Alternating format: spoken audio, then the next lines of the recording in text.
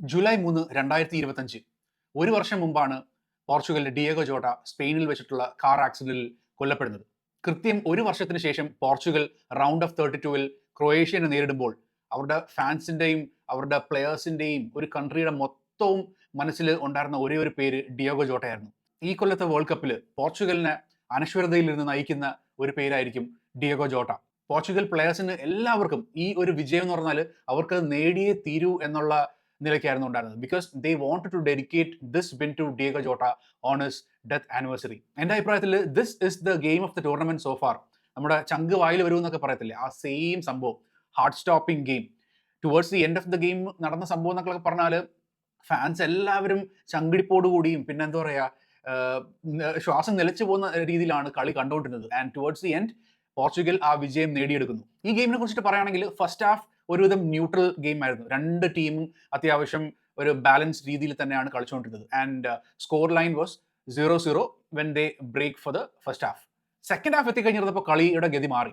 പോർച്ചുഗലിനെ മറികടന്നിട്ട് Croatia അവർ നല്ല രീതിയിൽ dominate ചെയ്യാനായിട്ട് സ്റ്റാർട്ട് ചെയ്തു. ആൻഡ് ആ ഡോമിനേറ്റ് ചെയ്യുന്നതിന്റെ ഭാഗമായിട്ടാണ് അവർ ഫസ്റ്റ് ഗോൾ സ്കോർ ചെയ്യുന്നത്. 53rd മിനിറ്റിൽ ഇവാൻ പെരിസിച്ചിന് കിട്ടിയിട്ടുള്ള ആ ഒരു ചാൻസ് ഒരു ഇടംകാലിലടിയിൽ ഗോൾ കീപ്പറിനെ മറികടന്നിട്ട് അത് വലയിലെത്തിക്കുന്നു. പിന്നീട് അങ്ങോട്ട് കണ്ടതെന്ന് വെച്ച് പറഞ്ഞാൽ രണ്ട് ടീമും തുടരെ അങ്ങോട്ടും ഇങ്ങോട്ടും ആക്രമണം അഴിച്ചുവിടുന്നതാണ്. ആൻഡ് 58ാമത്തെ മിനിറ്റിൽ റഫേൽ ലിയോ കിട്ടിയ ബോളുമായിട്ട് മുമ്പോട്ട് കുതിക്കുന്നു. അവിടുന്ന് ഒരു റൈറ്റ് കട്ട് ചെയ്തിട്ട് ഒരു ബുള്ളറ്റ് ഷോട്ട് നേരെ ചെല്ലുന്നത് ഗോൾ കീപ്പറിനെയും മറികടന്നിട്ട് ആ ക്രോസ് ബാറിൽ തട്ടിയിട്ടാണ് അത് മടങ്ങി പോകുന്നത്. സോ ആ അവസ്ഥയിൽ തന്നെ നമുക്ക് മനസ്സിലായി ഏകദേശം സെക്കൻഡ് ഹാഫ് എന്ന് പറഞ്ഞാൽ തീവാറാൻ പോകുന്ന ഒരു അവസ്ഥ തന്നെ ആയിരിക്കും എന്ന് തന്നെ ഉറപ്പിക്കാം എന്നുള്ള രീതിയിലായിരുന്നു. പിന്നീട് അങ്ങോട്ട് കണ്ടെന്ന് വെച്ച് പറഞ്ഞാൽ പോർച്ചുഗലിന്റെ രണ്ടാമത്തെ അവസരം, റൊണാൾഡോയ്ക്ക് കിട്ടിയിട്ടുള്ള ഒരു ബോൾ, റൊണാൾഡോ അത് ഗോൾ ആക്കുന്നു. ആ ഒരു ബോൾ കൺട്രോൾ റൊണാൾഡോന് കിട്ടുന്നത് എങ്ങനെ ആ ബോൾ കൺട്രോൾ ചെയ്തിട്ട് താഴെ എത്തിക്കുന്നു, അവിടെ വന്നിട്ട് ഒരു ലോബ് ചെയ്തിട്ട് ഗോൾ കീപ്പറിനെ മറികടന്നിട്ട് അത് ഗോൾ സ്കോർ ചെയ്യണം. പക്ഷെ എന്തായാലും അത് ഓഫ് സൈഡാണ് പോയി. ബട്ട്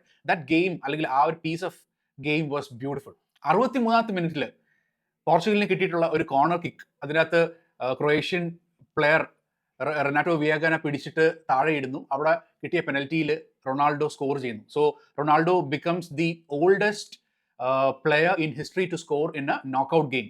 ഈ ഗോൾ തന്നെയായിരുന്നു റൊണാൾഡോയുടെ ആദ്യത്തെ knockout goal in his entire world cup history. ഈ പെനൽറ്റിനെ കുറിച്ച് പറയുകയാണെങ്കിൽ അതൊരു കോൺട്രവേഴ്ഷ്യൽ ഡിസിഷൻ തന്നെയായിരുന്നു. കാരണം വെച്ച് പറഞ്ഞാൽ പ്ലെയർ ഡെഫിനറ്റ്ലി വിയാഗനെ പിടിക്കുന്നുണ്ട്, പക്ഷെ അത് ഒരു എന്താ പറയുക, അത് പുൾ ഡൗൺ ചെയ്യുന്ന ലെവലിലേക്കുള്ളതൊന്നുമല്ല. കൈ ഇങ്ങനെ ബാക്കിൽ നിന്ന് ഇങ്ങനെ ഫ്രണ്ടിൽ നെഞ്ചത്ത് ഇങ്ങനെ വെക്കുന്നേ ഉള്ളൂ. പക്ഷെ അതിന്റെ തൊടുന്ന സമയത്ത് തന്നെയാണ് വിയേഗ താഴോട്ട് വീഴുന്നത്. So I mean like that was A soft penalty, ഒരു സോഫ്റ്റ് ഡിസിഷൻ തന്നെയായിരുന്നു റഫറിയുടെ ഭാഗത്തുനിന്നുണ്ടായിരുന്നത്. സോ അങ്ങനെ 1-1 സ്കോറിലേക്ക് എത്തി. പിന്നീട് അങ്ങോട്ട് കണ്ടെന്ന് വെച്ചിരുന്നാൽ പോർച്ചുഗലിനെ നിഷ്പ്രഭമാക്കിയിട്ട് ക്രൊയേഷ്യ കിടലായിട്ടുള്ള രീതിയിലാണ് ആ കളി മുമ്പോട്ട് കൊണ്ടുപോയത്. ഈ കുറച്ച് ചാൻസസ് പോർച്ചുഗലിന് കിട്ടിയെന്നല്ലാതെ പിന്നീട് അങ്ങോട്ട് കൺട്രോൾ മൊത്തവും ക്രൊയേഷ്യയുടെ കയ്യിലായിരുന്നു. And you have to put that name, അതായത് ലൂക്ക മോഡ്രിച്ച്. ഈ ഒരു മാന്ത്രികന് തന്നെ വിളിക്കണം, അതല്ലാതെ വേറെ ഒരു പേരും നമ്മുടെ ലൂക്ക മോഡ്രിച്ചിന് ചേരത്തില്ല. സോ ലൂക്ക മോഡ്രിച്ച് നയിച്ച മുന്നേറ്റം, ആ മിഡിൽ നിന്നിട്ട് കളി കൺട്രോൾ ചെയ്യുന്ന ഒരു ഇതുണ്ടായിരുന്നു. സോ അത് നോക്കുമ്പോഴാണ് നമുക്ക് എടുത്ത് പറയേണ്ടത് what was Portugal's midfield doing. നമ്മൾ എടുത്ത് പറഞ്ഞിട്ടുണ്ടായിരുന്ന ഒരു കാര്യമാണ് Portugal midfield the best in this world cup. ഏറ്റവും ബെസ്റ്റ് മിഡ്ഫീൽഡാണ് പോർച്ചുഗൽ. വിറ്റീനയും യാവോ നെവസും ബ്രൂണോ ഫെർണാണ്ടസ് അടങ്ങുന്ന ആ ട്രയോ. പക്ഷെ എന്നിരുന്നാൽ പോലും they were not doing enough. 75th മിനിറ്റിൽ കോവച്ചിന് കിട്ടിയിട്ടൊരു ചാൻസ്, ഒരു പ്ലെയറിന്റെ കയ്യിൽ ബോൾ തട്ടിയെടുത്തിട്ട് മുമ്പോട്ട് പോകുന്നു. അവിടെ നിന്നിട്ടൊരു ഒരു ഷോട്ട്, അത് ഗോൾ പോസ്റ്റിൽ തട്ടി തിരിച്ചു വരുന്നു. ആൻഡ് പിന്നെയും കിട്ടിയത് അടിക്കുന്ന അടി, എന്താ പറയുക, ഡിയോഗോ കോസ്റ്റ ഒരു ഡബിൾ സേവ് ചെയ്തിട്ടാണ് അവിടെ അത് പുറത്തു പോകുന്നത്. സോ കണ്ടിന്യൂസ്ലി ക്രൊയേഷ്യ ആക്രമണം അഴിച്ചുവിട്ടുകൊണ്ടിരുന്നു. അങ്ങനെയാണ് 80th മിനിറ്റിൽ ക്രൊയേഷ്യയെ കിട്ടിയുള്ള ഒരു ചാൻസ് ഗോളാക്കി മാറ്റുന്നു. But then that was of side. അങ്ങനെ കളി തുടർന്നുകൊണ്ട് പോയി 90th മിനിറ്റ് ആയപ്പോൾ ഗൊൺസാലോ റാമോസ് ഒരു സൂപ്പർ ഹെഡറിലോടുകൂടി പോർച്ചുഗലിനെ മുന്നിലെത്തിക്കുന്നു. ഏകദേശം കളി വിജയിപ്പിക്കുന്ന നിലയിൽ മുന്നിലെത്തി. സോ അതോടുകൂടി പോർച്ചുഗൽ ഉറപ്പിച്ചു, okay we have one this match എന്നുള്ള നിലയ്ക്ക് തന്നെ പോർച്ചുഗൽ അത് ആഘോഷമാക്കി.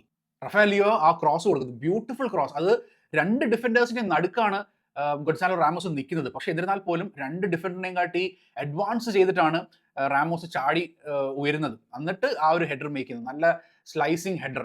ഗോൾ കീപ്പറിന് ഒന്നും തന്നെ ചെയ്യാൻ പറ്റാത്ത രീതിയിൽ ആ ബോള് ഗോൾ നെറ്റിലേക്ക് കയറുകയാണ് ചെയ്തത്.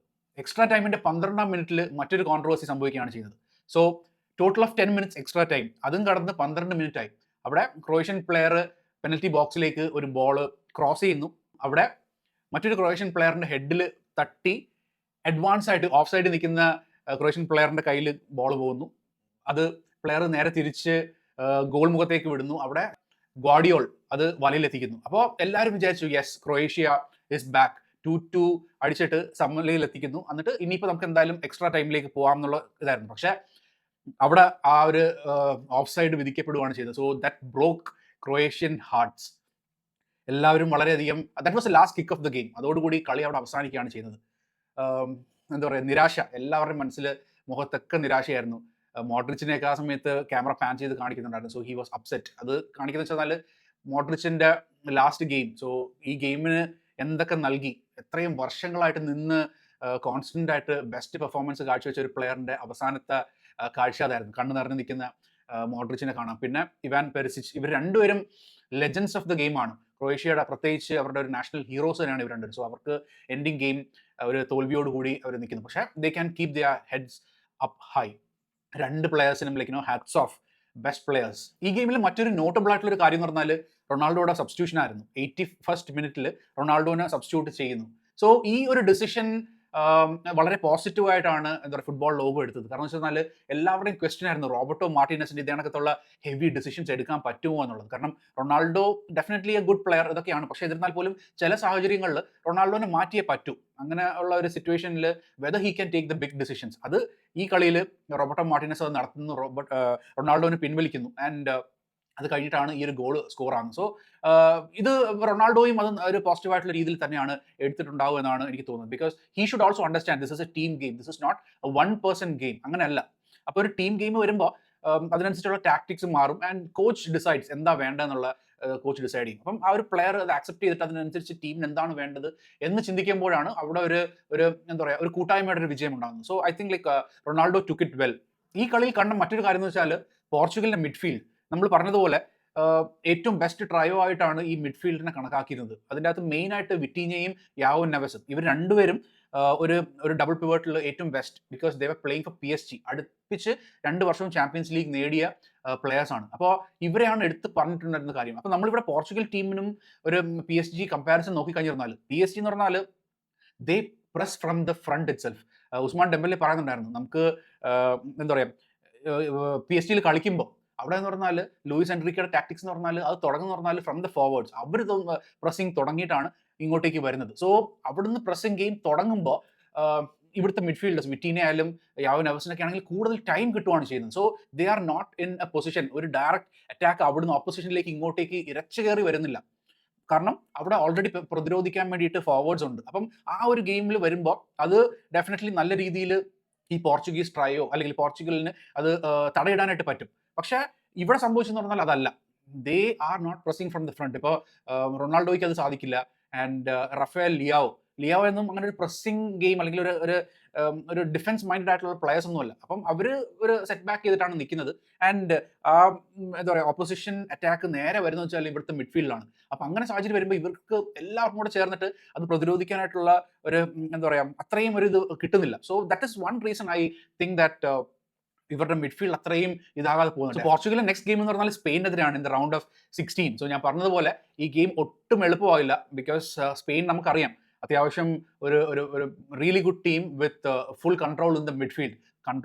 മിഡ്ഫീൽഡിൽ കളി നയിക്കുന്നു. പിന്നെ അത് ഗ്രൗണ്ട് മൊത്തം സ്പ്രെഡ് ചെയ്യിപ്പിക്കുന്ന ഒരു രീതിയാണ് അവരുടെ.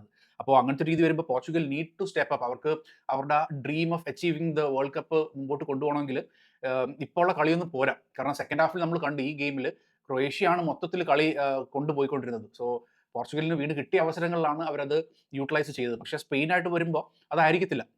കൂടുതലും സ്പെയിൻ്റെ കൺട്രോളിൽ തന്നെ ആയിരിക്കും കളി നിൽക്കുന്നത്. And they might not even get chances like this. ഇതേപോലത്തുള്ള ചാൻസസ് ഒന്നും ചിലപ്പോൾ സ്പെയിനെതിരെയും കിട്ടാനായിട്ട് സാധ്യതയില്ല. So definitely they need to work more. So എന്താ നിങ്ങളുടെ അഭിപ്രായം ഈ ഗെയിമിനെ കുറിച്ചിട്ട്? Do you think this is the best game of the world cup so far? അങ്ങനെയാണെങ്കിൽ put that in the comment section. Okay, so നമ്മുടെ ഈ വീഡിയോ വാച്ച് ചെയ്യുന്ന നിങ്ങൾ ആരെങ്കിലും ചാനൽ സബ്സ്ക്രൈബ് ചെയ്തിട്ടില്ലെങ്കിൽ പ്ലീസ് സബ്സ്ക്രൈബ്. പിന്നെ നിങ്ങളുടെ ഒരു ലൈക്ക് ഈ വീഡിയോക്ക് നൽകണം എന്ന് റിക്വസ്റ്റ് ചെയ്യുന്നു. Okay, so thank you so much for watching. Keep supporting. Take care. By.